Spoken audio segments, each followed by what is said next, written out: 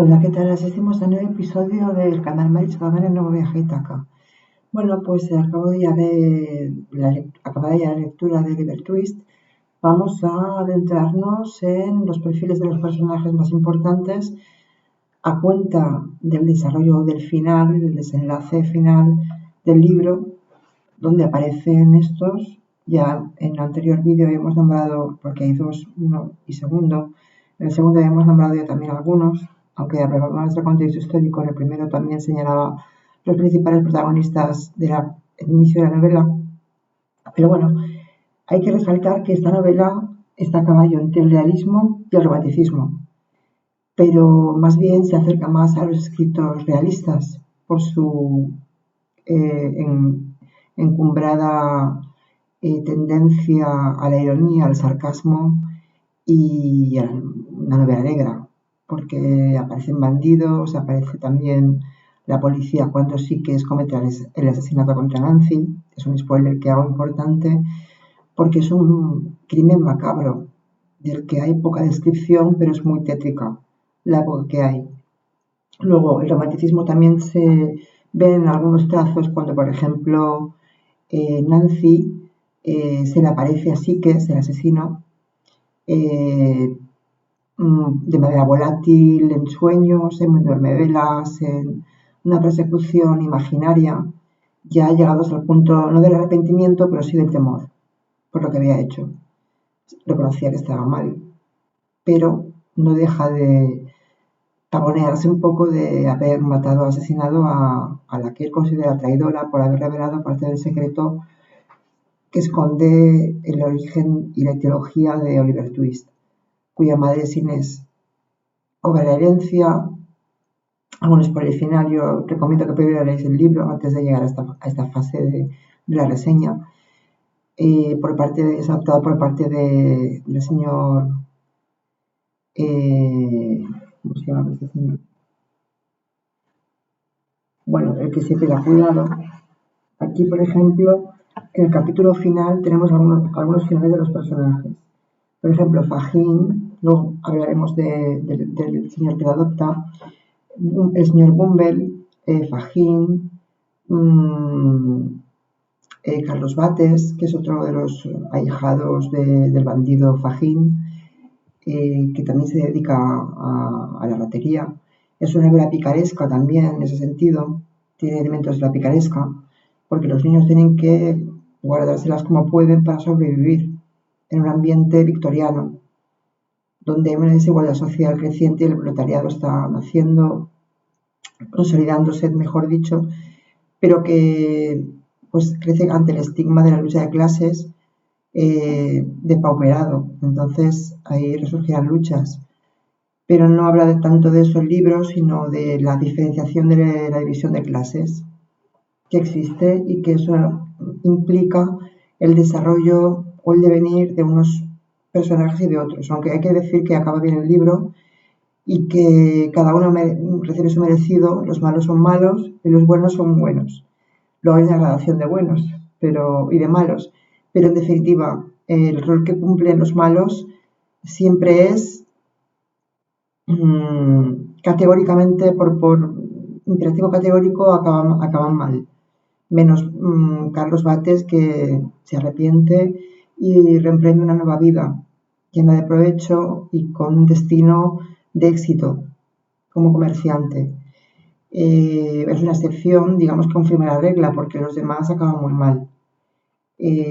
Mons llega a una negociación con quien adopta a Oliver Twist, de manera que colabora con la policía para esclarecer el misterio de los orígenes de este niño huérfano, desde que muerto su madre en el parto. Entonces, aquí en el último capítulo hay un desarrollo evolutivo de los personajes en cuanto a cronología, cómo termina su vida o cómo previsiblemente, de manera ideal, terminaría su vida.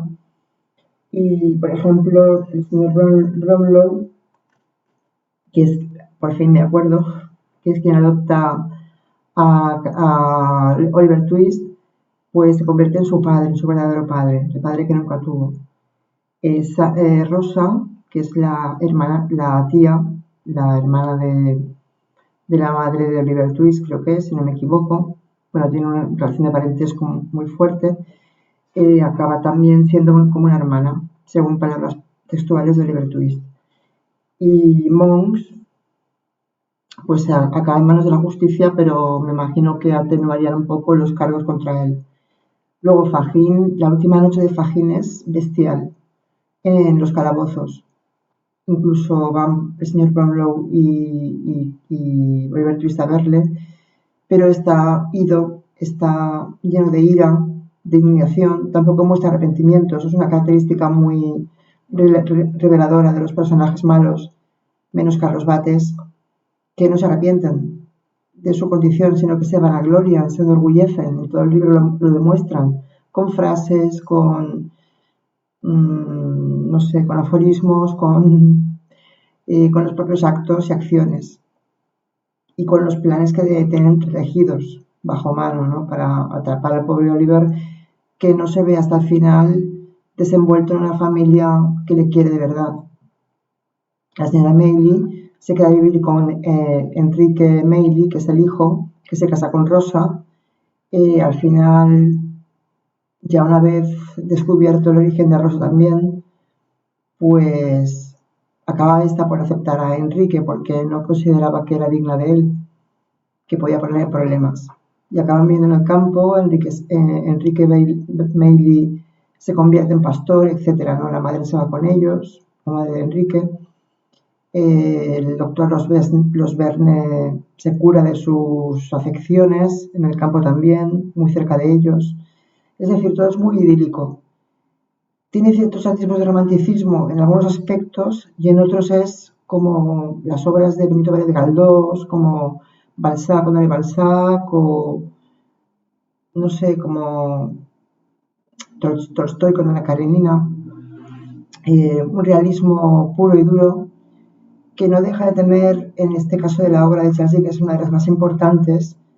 Creo que fue publicada en 1830 y algo, me acuerdo muy bien si en 1837, según he leído, me he documentado.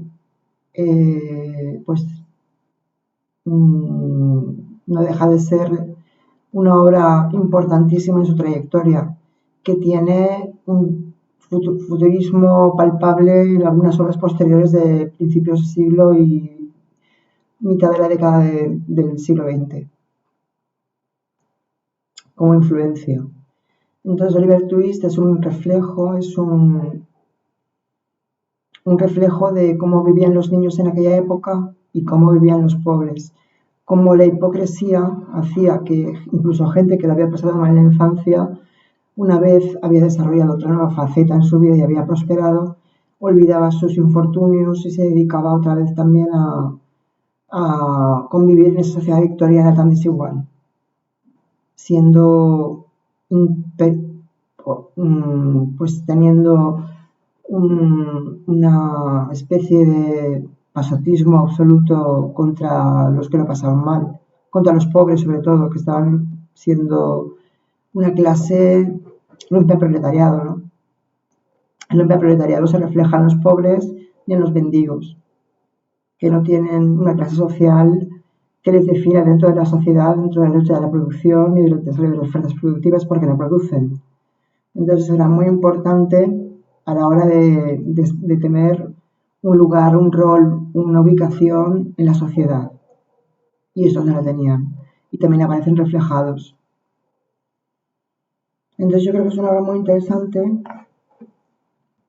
porque aunque acaba bien y tiene una moraleja que es en la sociedad, el que es puro de corazón acaba bien, no deja de ser un ciertamente metafísico e idealista, pero no demasiado materialista, pero sí que refleja, digamos que una verdad irrefutable, que es la moraleja o desde el punto de vista de la moral, entendemos que quien actúa bien y obra bien tiene un mejor devenir en el futuro de la vida, de su vida, que los que obran mal, con independencia de la posición social y la clase social.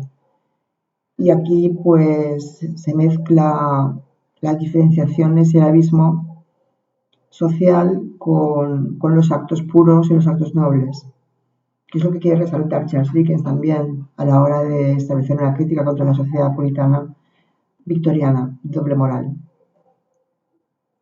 No es una crítica feroz, pero sí que es verdad que aparecen pasajes muy duros y otros pasajes entrañables, ¿vale?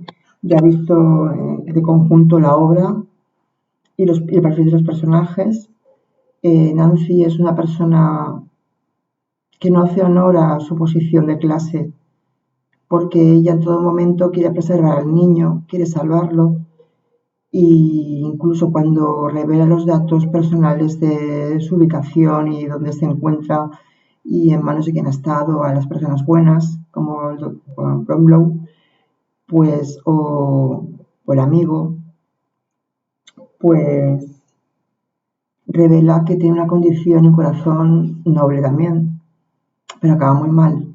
Es la víctima propiciatoria, digamos, primero porque es mujer y en segundo lugar porque su situación como mujer no le impedía luchar contra su propio destino.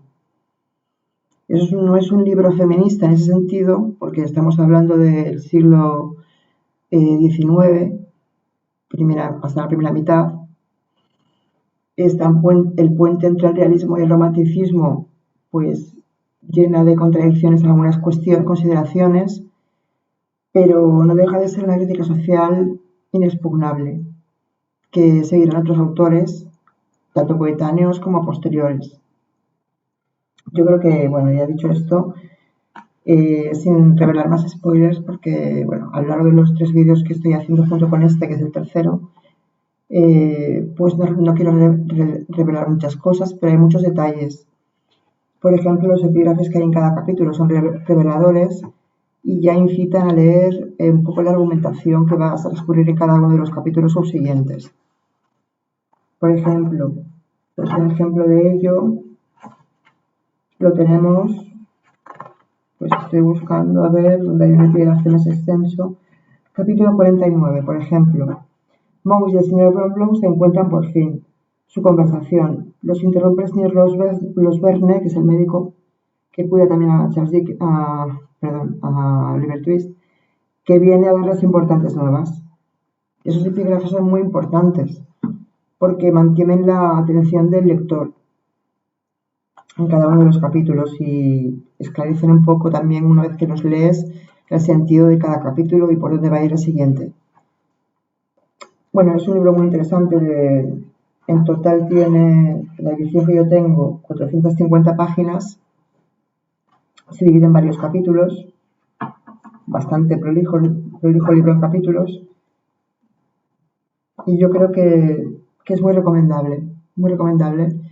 Por tanto, para los que les gusta la literatura del realismo y del naturalismo, como porque es la hiperbolización del realismo, el naturalismo, yo creo que tiene ápices también de naturalismo en cuanto a realidad, sentido pragmático de la vida, que no esconde que el amor tiene pues tanto deseos impuros como nobleza y que tanto el amor altruista como el amor de pareja pues es muy trágico.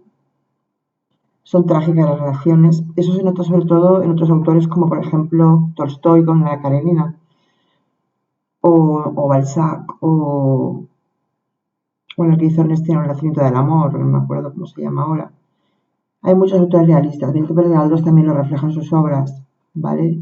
Misericordia, Miau, la hipocresía de la gente que vivía a caballo entre las apariencias de las clases altas venidas a menos y la burocratización, etcétera, es decir, de los cargos que estaban en la administración, etcétera, ¿no?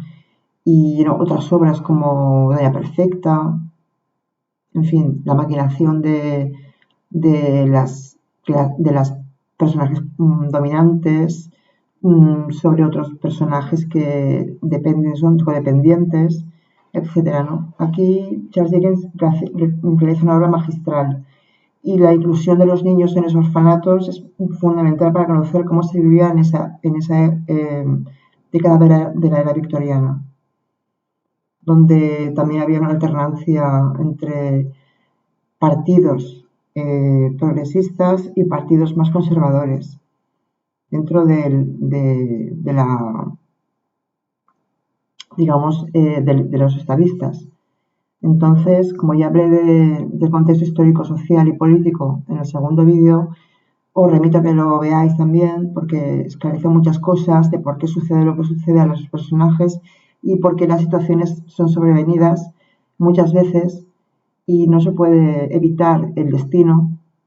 Eso ahí confluye un poco con el romanticismo y, por ejemplo, los remordimientos no por haber hecho el daño, sino por su propia suerte de uno, en cuanto a los bandidos, Sitges, por ejemplo, que acaba muy mal, o Fagin, pues revelan que el arrepentimiento no es un principio o un vademecum que tienen que seguir los personajes malos, porque cambiar de clase es muy difícil y cambiar de condicionantes morales también. Entonces eso es un poco inamovible, es igual como en la Edad Media los estamentos, ¿no? Que no se podían cambiar. Entonces es un poco exasperante en algunos momentos la suerte de Oliver Twist, pero ya sabes que siempre ayuda a alguien. Y también el final es un poco determinista, porque partiendo de la lucha de clases, todavía no se ha llegado al punto de decir, bueno, este autor no lo hace así. No estamos hablando de marxismo, ¿no? No es eso. Pero su crítica es férrea contra la desigualdad, eso sí que es verdad. Y en cuanto a la educación de los niños, pues las instituciones, hay una crítica a las instituciones, el consejo de administración, el orfanato, la granja donde van a parar los niños que salen del orfanato para empezar a trabajar por su cuenta. Pues un poco es una crítica a las instituciones que son ambivalentes, ambiguas, y que no toleran tampoco el bienestar de los niños hasta que no son de avanzada edad, los mantienen los hospicios, etcétera, y que intentan un poco paliar las consecuencias de las acciones de los padres que solamente porque no tienen nada que perder por las cadenas, ¿no? Digamos, ¿no? Que están solapados a su propia condición inamovible para la mejora de la sociedad. Muchas veces es muy complicado cambiar de clase, pues intentan paliar la acción de los padres en cuanto a que los echan a trabajar muy temprano, que les quitan de la educación, un poco rusoniano. Yo por eso creo que Rousseau también tuvo una influencia marcada, aunque fuera anterior, o de la misma época más o menos, pero digamos que el Emilio, no sé si no me acuerdo cuándo se publicó el Emilio, pero tiene marcadas influencias rusonianas, no sé si por casualidad o no, tampoco sé tanto de historia y de literatura, pero sí que es verdad que un poco es una sociedad un poco rusoniana en algunas cuestiones que pasan. Bueno, yo recomiendo encarecidamente este libro. Yo tengo esta edición muy antigua que lo encontré en un castillo, Oliver Twist, ¿vale? De Charles Dickens. El autor de Tiempos Difíciles, Pesadilla, eh, Cuento de la Vida, perdón, eh, David Copperfield, etcétera, ¿no? Pero esta es una de las obras más significativas de Charles Dickens, ¿no? Por el que es más conocido, digamos un poco, ¿no? Por la que el referente de Oliver Twist se convierte en un arquetipo, se convierte en el arquetipo del niño que es salvado por otras personas protectoras. Y los protectores aquí ejercen una acción literaria y histórica muy importante, porque quien me ha protegido se podía salvar. Entonces es un poco como el condicionante de, pues bueno, por factores externos, y es un poco determinista, porque si no es por factores, a causa de factores externos exógenos, los niños no se podían salvar, porque las instituciones tampoco lo promovían de manera abierta. Entonces, bueno, es un poco la tristeza de ver cómo vivían las personas que eran de baja extracción social en comparación con cómo vivían los burgueses, aunque tampoco critica a los burgueses, sino por la condición que tienen. Charles Dickens no es más marxista, Claro, se entiende, ¿no? Pero sí por los sentimientos y las emociones y la moral que despliegan con sus actos y con sus palabras. Entonces una persona puede tener en el libro de Dickens, una posición muy alta y ser muy bueno, y un estatus social bajo y ser muy bueno, y al contrario. Entonces esa disociación entre lo que está bien y lo que está mal en cuanto a que una persona realiza un acto o no, aunque tenga una posición de clase que tenga, siempre tiende más a describir la nobleza de carácter y la nobleza de corazón, ¿vale? Es un poco más romántico ese sentido de la obra, pero el realismo también es lo que impera sobre todo y fundamentalmente, porque ponen cosas muy tristes, que luego se intenta compensar un poco con un final más idílico. Idílico porque, bueno, pues no deja de ser azaroso que Oliver Twist sea por fin pueda cobrar la herencia que le corresponde por cuna y que sea adoptado por Blomlow y que haya una serie de personajes a su alrededor que hayan luchado por él. Bueno, pues hasta aquí, espero que os haya gustado. Como siempre me dura mucho el vídeo, 21 minutos. Yo recomiendo encarecidamente este autor, Charles Dickens, que leáis las obras de él. Yo voy a hacer también lo mismo. Estoy leyendo muchos libros a la vez. Sabéis que soy lectora empedernida y que tengo todavía pendientes libros antiguos, segundas y terceras partes, como os dije en otro vídeo anterior. Yo recomiendo Oliver Twist, por muchas razones, ¿vale? Porque ahí se ve cómo está conformada la sociedad, cómo vivían pues hace 3 siglos prácticamente, no hace tanto, la segunda revolución industrial, que va hasta 1950, la primera que digo, que va hasta 1950, desde 1937, 1850, perdón, me equivoco con las fechas, y bueno, que el progreso no lleva tampoco al bienestar social, porque aunque se desarrollen las fuerzas productivas y se produzca una revolución, un éxodo del campo a la ciudad, pues es precisamente en el campo donde viven las clases más pudientes y donde viven mejor. Y en las ciudades donde más o menos se relega la chusma o los personajes más tétricos o de baja extracción o de la leyenda negra de los bandidos, de los rateros, de los ladrones, de la gente de mal vivir, prostitución, etc. Entonces, es una sociedad donde todavía está desarrollándose un poco los derechos humanos. Todavía no se ha alcanzado ese estadio de desarrollo, pero bueno, es un ápice para que en un futuro este tipo de literatura desemboque en luchas sociales o por lo menos en advertencias hacia dónde queremos llegar. Y yo creo que, bueno, como ya he hecho vídeos de Rousseau y he hablado un poco de este tipo de sociedad del siglo XIX, pues deciros que aunque no se habla en términos de lucha de clases marxistas, sí que es verdad que hay una dicotomía entre la tendencia al bien y la tendencia al mal dentro del estado de la razón. Entonces, el estado de la razón no es el estado civil ideal, idílico, que toda persona se correspondería con el incremento de la productividad y de las relaciones productivas. Aunque se incremente la productividad y la economía vaya mejor, las desigualdades existen igualmente. Eso es una crítica que hacen muchos autores al siglo XIX. Y yo creo que es muy interesante verlo desde esa perspectiva. Que no, el progreso no siempre lleva lo mejor para la sociedad, hasta que no se desarrollen un poco los derechos humanos. Vale, bueno, ya no lo quiero hacer más largo, ya corto. Un saludo y es una obra muy recomendable. Espero que os haya gustado y ya nos vemos en la próxima. Chao.